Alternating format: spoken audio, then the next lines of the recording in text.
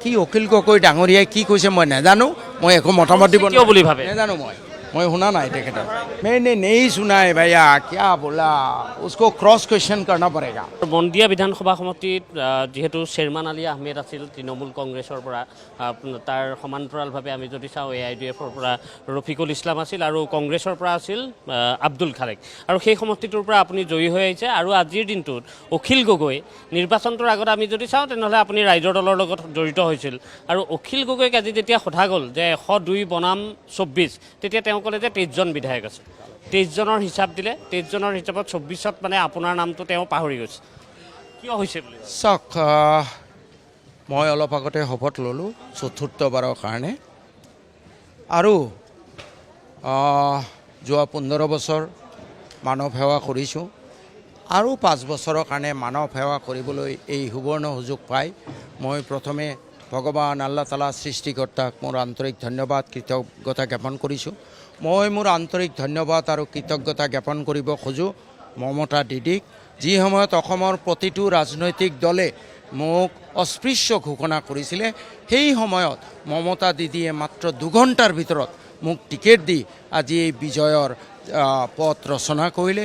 তাৰোপৰি মই এইবাৰৰ কাৰণে 4বাৰ বিধায়ক, যোৱা 15 বছৰ বিভিন্ন ৰাজনৈতিক দলত আছিলোঁ, কিন্তু এইবাৰ মমতা দিদিয়ে যি ধৰণে লজিষ্টিক ছাপোৰ্ট দিছে সেয়া অভূতপূৰ্ব, আৰু মমতা দিদিক সেইকাৰণে আপোনাৰ এই মানে সহায়, আপোনাৰ এই মৰম, আপোনাৰ এই স্নেহৰ কাৰণে মই আশ্বস্ত কৰিব খোজোঁ মমতা দিদি, আজি অসম বিধানসভাত আপোনাৰ এজন বিধায়ক থাকিব পাৰে, আমি ৰাতি দিন একাকাৰ কৰি পৰিশ্ৰম কৰিম আৰু 2031ত আপোনাক 20জন বিধায়ক উপহাৰ দিম।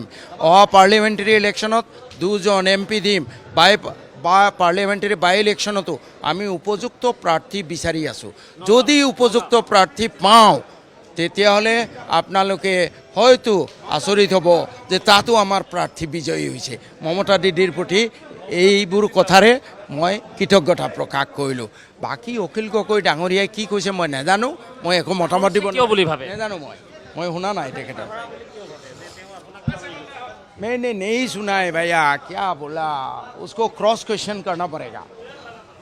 সেয়া হৈছে শ্বেৰমান আলী আহমেদ, আৰু তেওঁ এটা কথা কৈছে যে এইবাৰ নগাঁৱৰ যি উপনিৰ্বাচন হ'ব, লোকসভা উপনিৰ্বাচন, সেই উপনিৰ্বাচনতো TMCয়ে প্ৰাৰ্থী প্ৰক্ষেপ কৰিব। তাৰ সমান্তৰালভাৱে আহি থকা সময়ত তৃণমূল কংগ্ৰেছৰ পৰা কমেও 20জন বিধায়ক জিকাই অনাৰ কথা শ্বেৰমান আলী আহমেদে কৈছে। অৱশ্যেই অখিল গগৈয়ে কিয় তেওঁক পাহৰিলে সেই কথা কোৱাৰ পৰা তেওঁ বিৰত থাকিল।